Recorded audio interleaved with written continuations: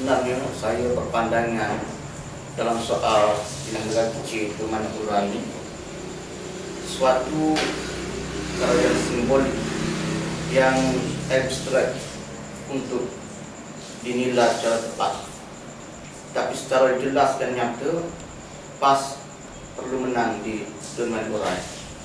Ini ada sebab kerana di antara sebab-sebab penyebab utama sebenarnya Tuan Manipura ini merupakan satu kawasan terdapat sebilangan besar adalah kawasan tanah-tanah RPT, yaitu tanah rancangan Kerajaan Negeri Kelantan semasa pemerintahan PAS di suatu masa dahulu yang diberikan kepada rakyat Kelantan seperti Peria, Manipura, Latlut,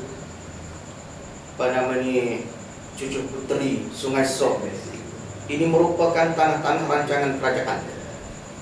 Kemudian satu agensi persekutuan, yaitu KESDA, Lembaga Kemajuan Kelantan Selatan, telah mengambil alih beberapa belas tahun yang lalu fungsi tanah rancangan RPT ini yang bertujuan yang kononnya untuk memajukan Kelantan Selatan, khususnya kawasan RPT. Tapi yang kita lihat tidak ada apa hasilnya. Suntikan peruntukan tahunan KESDA yang berjumlah ratusan juta, tetapi kemana uang dibelanjakan? Hasilnya kita dapat melihat apa pembangunan yang wujud di Tuan Manipura. 12 tahun UMNO memerintah Kelantan, tak ada apa yang membangun Manipura. Dan kita telah melihat bagaimana pilihan raya 2004 calon Barisan Nasional juga menang di Tuan Manipura. Tetapi satu penggal bermula daripada 2004 hingga 2008, tetapi hasilnya tidak ada apa.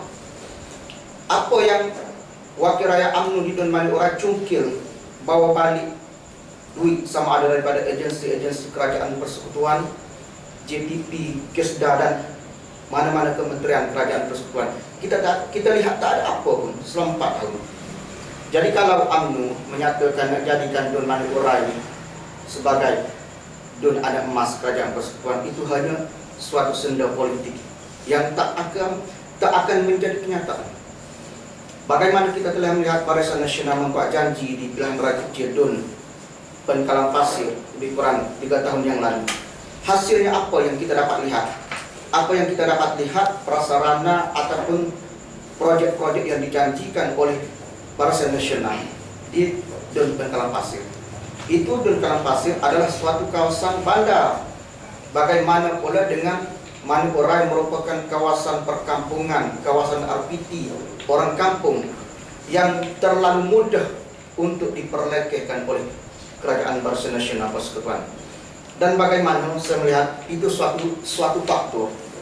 Faktor yang kedua, mengapa PAS belum menang di Dun Manipura? Kita melihat faktor daripada segi calon.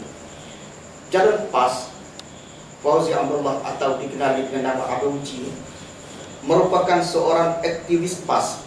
Saya mengenali beliau 15 tahun yang lalu.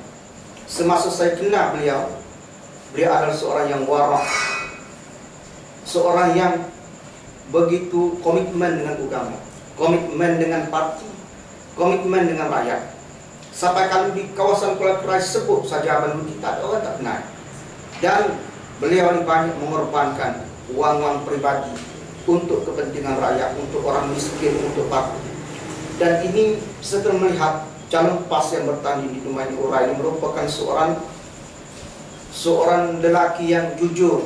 Bagaimana saya melihat warak orang ini, satu contoh yang saya nak cerita. Abu Uji ini tiap-tiap hari Isnin, tiap-tiap hari puasa sunnah, tiap-tiap hari Isnin dan Khamis. Yang jarang orang kita berbuat. Yang kedua, mengapa dia perlu benar?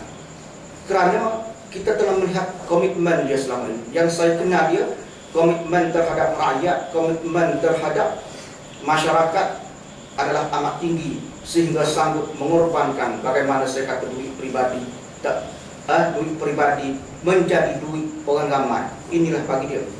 Yang kedua, dari segi pendidikan, dari segi ilmu. Saya melihat 15 tahun dulu, apabila saya kenal Aduji adalah seorang yang kuat mendadak kitab di Pondok Sungai Duyah, dan khususnya di masjid depan Kaltek, di Masjid Besar Kerai. Tiap-tiap kali ada majlis ilmu, tiap-tiap malam selepas maghrib, Aduji ini memang mendadak kitab. Dan bagaimana seorang lelaki yang serbannya tak tinggal kepada bagaimana kita telah melihat pribadinya baik. Kalau sebut Abang Nuji di Kuala Kerai ini, semua orang kenal ini orang baik. Erti mengapa Abu Nuji tak boleh menang di Dun Manurat? Mengapa PAS tidak boleh menang di Dun Manurat?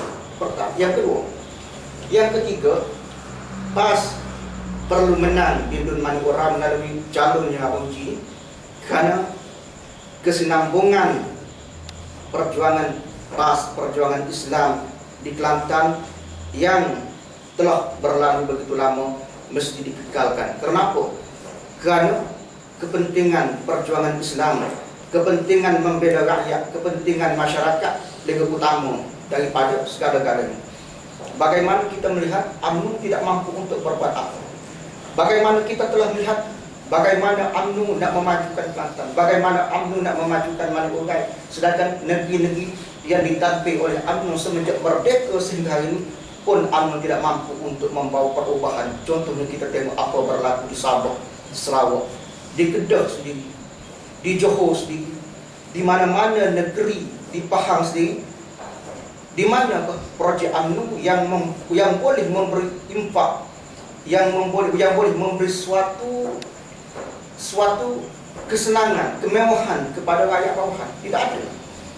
Kalau di negeri-negeri yang UMNO sendiri perintah pun UMNO tak boleh buat apa. Macam mana UMNO nak buat pembangunan di Maluku? Ini hanya suatu ciri politik UMNO. Dan seterusnya, yang keempat, saya melihat faktor calon UMNO sendiri di Dun Maluku. Dia bukan orang tempatan, dia orang kecil, bukan dari Dun Maluku. Dan memang tidak dinafikan beliau pernah bertugas sebagai pengurus di Kesda wilayah di Kampung Peria dan Dun Maluku. Tetapi walaupun lama, beberapa tahun beliau bertugas di situ, apa yang saya tahu, orang Peria sendiri tak semua kenal dia. Kalau nak kata dia tahu budi, dia tahu jasa di Dun Maluku, di kawasan Peria, orang Peria sendiri, orang kampung Peria sendiri jarang kenal dia. Yang kenal dia kontraktor. Yang rapat dengan calon barisan nasional di Dun Maluku hari ini ialah kontraktor yang dapat projek daripada Kesda yang diberi oleh beliau. Yang rapat bukannya rakyat Maluku yang keluar. Dan seterusnya, bagaimana perlunya bagaimana calon UMNO boleh menang di Dun Maluku?